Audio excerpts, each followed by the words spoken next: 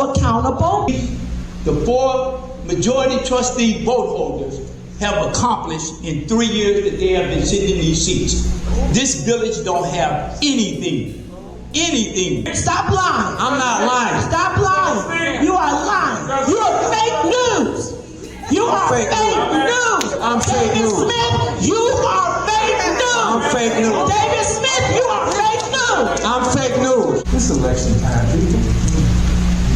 You can say the same people that said they're running. One's running for mayor, one's running. I'm not going back and forth. And if you see, that's what I'm saying. But see, you want somebody to respect you. You want somebody to. All right, let's buckle up here. If you thought the chaos in Dalton was crazy, Sauk Village is here to say, literally hold my gavel. We've talked about Sauk Village antics before, but this time they're just outdoing themselves. Picture this, the village clerk who's eyeing a mayoral seat threatens to clock the current mayor with his own gavel. Yes, you heard that right.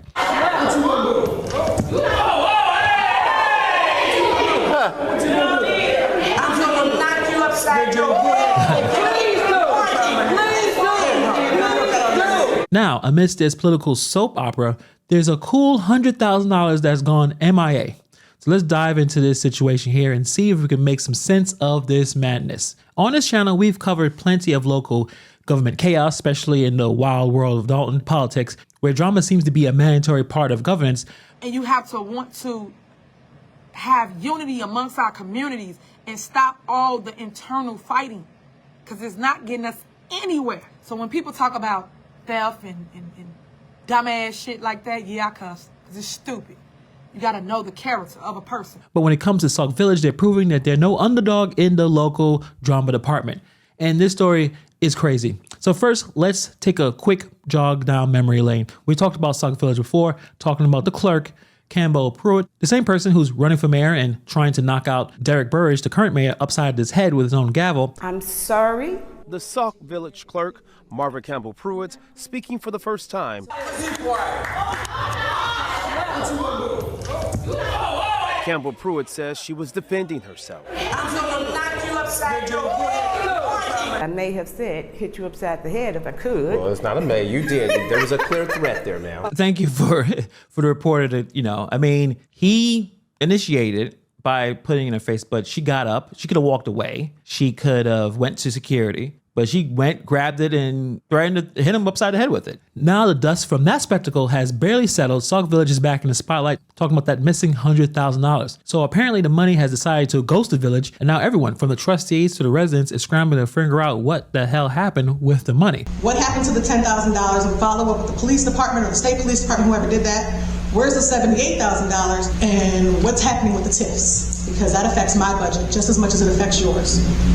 Thank you. So to untangle this mess, they had a special board meeting, and the trustees are proposing to hire a man called Anthony Finch.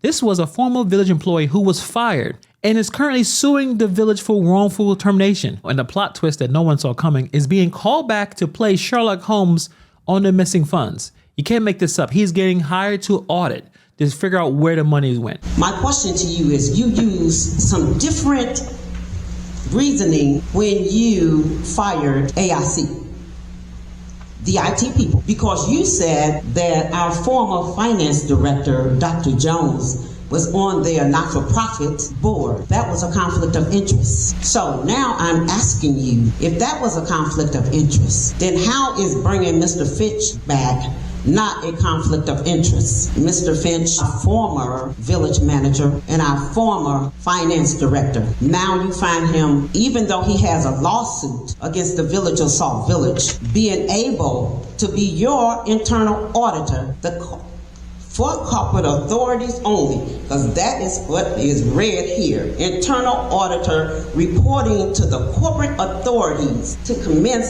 duties and report to the corporate authorities on Wednesday, November the 20th. So can you please, all four of you, if the mayor would allow, you share your reasoning for such an action when you use the same reasoning to get rid of a whole IT firm? So what are you doing? Meanwhile, Mayor Burgess is waving a red flag, claiming this is all political theatrics with elections right around the corner. That sounds very familiar, right? So what does that mean for the Sauk Village residents?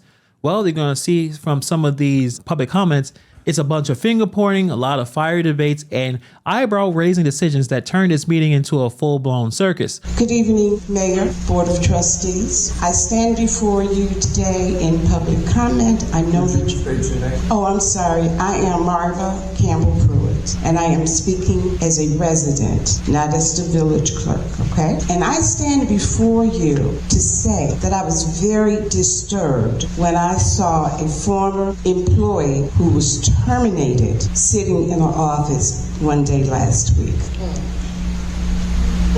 But I saw her sitting. Then I get the notice for this special meeting, and I see that another individual who was terminated was with our finance department being brought in this evening. Let me share with you the reason I have a problem with it, and I am going to talk faster so that I don't lose my time. I have a problem with it because under both watches, there was $88,000 that still is not accounted for. I'm not placing blame on anyone, but all I can say is both individuals are suing each other, and they're both suing the village. It's not a good look. It's not a good practice. If we have $88,000 unaccounted for, why are we bringing anyone back that could have remotely been associated with that? So let's talk about the missing $100,000, a chunk of taxpayer money that seems to have pulled a Houdini and just disappeared. This is not just losing 20 bucks, basically. This is, where is a whole year's worth of funding for community projects? Where did they go? And get this, they are 3 years behind on their audits. 3 years.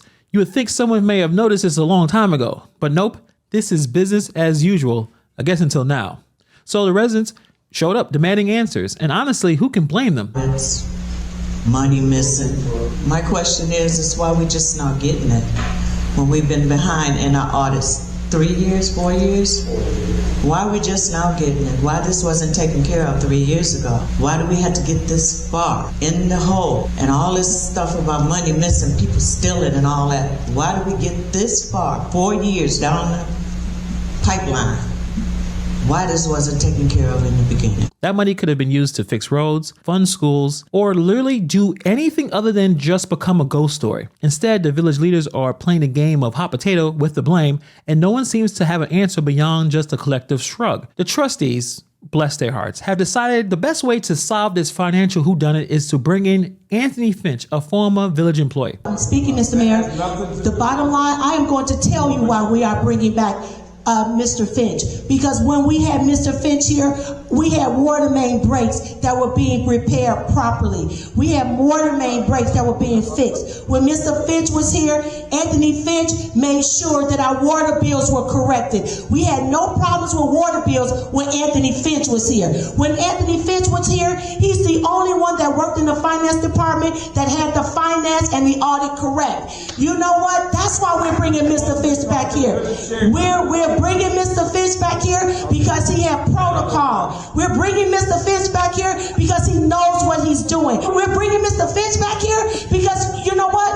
Everything that we had to have done got done. That's why we're bringing Mr. Finch back here. The woman that you are bringing in, Mr. Mayor, she has been sued.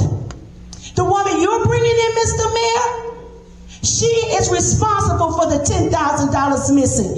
The woman you're bringing in, Mr. Mayor, the treasurer told us that the only audit that was proper was the one that Mr. Finch did, and the audit that your woman brought in was not proper. She didn't know what she was doing. You know why we're bringing Mr. Finch in, Mayor? Because he can hold you accountable. Because we're all going to hold you accountable. That's why we're bringing Mr. Finch back in. If you want your village to run properly again, if you want your village to run properly again, if you want your water bills to work again, make sure that Mr. Finch is here. Now, like I said earlier, Finch isn't some neutral party. He's actively suing the village and the mayor for wrongful termination. Yeah, that's right. He's suing the people who want to hire him, because nothing says unbiased investigation like I'm also taking you to court. And look, I get that they think that Finch knows the financial systems well enough to find the missing money, but come on. How can anyone look at this and not scream conflict of interest at the top of their lungs? Regarding Mr. Finch, I personally don't agree with it. In my personal opinion, you all brought him back to create more chaos. We live in the third most populated city in the country, and I refuse to believe that there is nobody within 50 miles of here that couldn't have did the job just as good, if not better, than Anthony Finch. What was your selection process? Why is it happening behind closed doors? Trustee Williams just got up here and said, the mayor hires and fires all of these people and doesn't say a thing. What are you doing right now with Anthony Finch? Bringing him back with private discussions behind closed doors. Yeah, you're going to discuss it right now, but obviously you've already made your decision. It's very apparent. And you did the same thing with your fraudulent John Howard, Inspector General. You did the same thing. Please. Everybody else wasn't interrupted. Please don't interrupt me. You all let Aretha stand up here and give a whole sermon about nothing. Y'all need to hear the truth. All y'all do is want to clown. This is not the circus. And Anthony Finch should not be a part of it. He was in charge. Trustee Burns, you weren't around back then. You were still at the house. You were still at the house. And I'm going to respond when you respond. Because you were still at the house. You wasn't even acting on me. Why not? Guess what? Dr. Jones was in charge, It's freedom of speech. Okay, that's what I'm saying. Dr. Jones is who he brought back to finance. Internal audit deals with finance. No, he does not. No, he does not. Trustee, are you gonna be quiet? Thank you. Are you gonna be quiet? So you're not saying respect. Audit deal with finance. You don't audit. Are you saying no? Are you telling me audit doesn't deal with finance? No, it does not, sir. Not the internal audit. And I don't like criminals in my village. That man was in charge. He was the treasurer. He was the director of public works. He was the interim village administrator. She was in charge. Dr. Jones was the last one to successfully complete an audit for this village. And you fired her and 3 other trustees. The internal auditing for the trustees has nothing Let's to do tell with some more audits. lies. It has nothing to do with audits. He is an informational person Anthony only. Finch He's versus an the village of Sauk informational person Village. only. So if you don't want if you don't want Mr. Finch to come back, then tell Mayor don't let Ms. Jones come back. Because she's in our financial. Well, then don't tell us. If you can't speak to the mayor, then don't speak to us. I'm a resident and I can say what I want. So can I. Use your authority up here on the board. So can I. You're a resident, but you're lying. Stop lying. I'm not lying. Stop lying. You are lying. You are fake news. You are fake news. I'm fake news. Smith, you are fake news. I'm fake news. He's not exactly walking into this as an impartial party. If you're going to rebuild trust with the residents, maybe hiring someone with 0 personal stakes, like an independent auditor. That would be a better idea. But no, the trustees are doubling down, saying that Finch is the only person that can get the job done. Really? The only person? So you see the mayor, Derek Burgess, is saying he's not buying what the trustees are selling because according to him, all this, the missing funds, the delayed audits, the push for Finch is just political stunt to take him down before the election. I'm tired. I'm sitting here listening to people refer to me as incompetent or whatever the case may be. This is not what this is about. This is about trying to do business in the village. And I'm just going to tell and just say this from the bottom of my heart. You got people that's come up here that's talking. This election time, people. You can check the same people that said, they're running. One's running for mayor, one's running for trustee. I'm not going back and forth. And if you see, that's what I'm saying. But see, you want somebody to respect you. You want somebody to respect you. Would you please?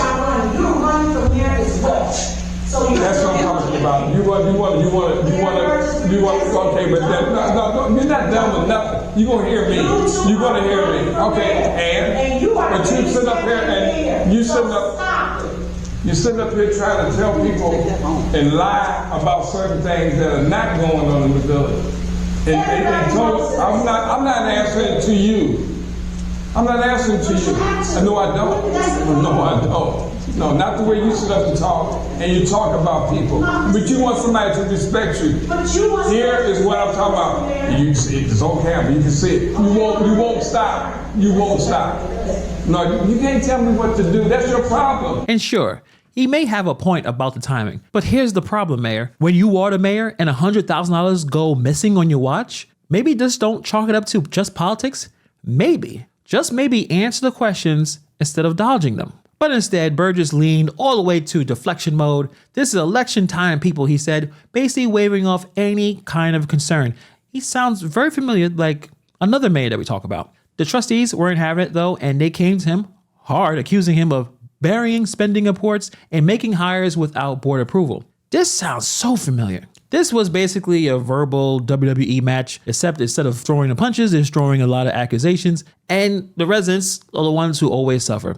And many of them have reached their breaking point. They weren't there just going to sit quietly while the trustees and mayor went at it, like kids fighting over the last cookie. The frustration in the room was understandable. This isn't just about missing money. It's about the years of dysfunction and the complete lack of trust in their leaders. Watching their elected officials argue like a bad reality TV reunion only made things worse. When the dust settled, well, sort of, the trustees voted to hire Finch, but Burgess made it clear that he was going to veto the decision. So basically, nothing got done, nothing got resolved. The missing $100,000 is still missing, and the Illinois State Comptroller audit is still looming, and the village leadership is still a hot mess. Meanwhile, the residents walked out with more questions and answers, and probably a few more reasons to question why they ever trusted these people in the first place. So talking about Sauk Village in Dalton, where two sides of the same dysfunctional coin, where the mayor's leading the charge into the chaos, both towns seem to be stuck in this political tug of war where the mayors and trustees are locked in constant combat, and the only losers are the residents. An interesting thing about Mayor Derek Burgess of the Sauk Village, he is cut straight from the Dalton playbook from Hainiard, deflecting blame, dismissing accusations, and refusing to answer tough questions. And obviously the super mayor is no stranger to public spats, airing out all dirty laundry in front of fed up residents. Whether you're talking about accusing trustees of election season antics, it's just a revolving door of drama. The playbook is the same. It just turns every meeting into a battleground and hope no one notices that at this point nothing is getting done. Both mayors seem to be focused on winning arguments than fixing problems, leaving their trustees to shout, accuse, and occasionally go to do some actual work of governing. It's not about collaborating. It's about survival in these political war zones. So at this point, Sauk Village and Dalton aren't just neighbors, they're rivals in the art of governmental dysfunction. Hope maybe one day we'll see leadership focus on solutions rather than fights, but until then, it's mayors versus trustees in this never-ending saga of small town chaos. But what do you guys think about this situation? Let me know in the comments below. Thank you for taking time to watch this video, and I'll see you guys in the next video.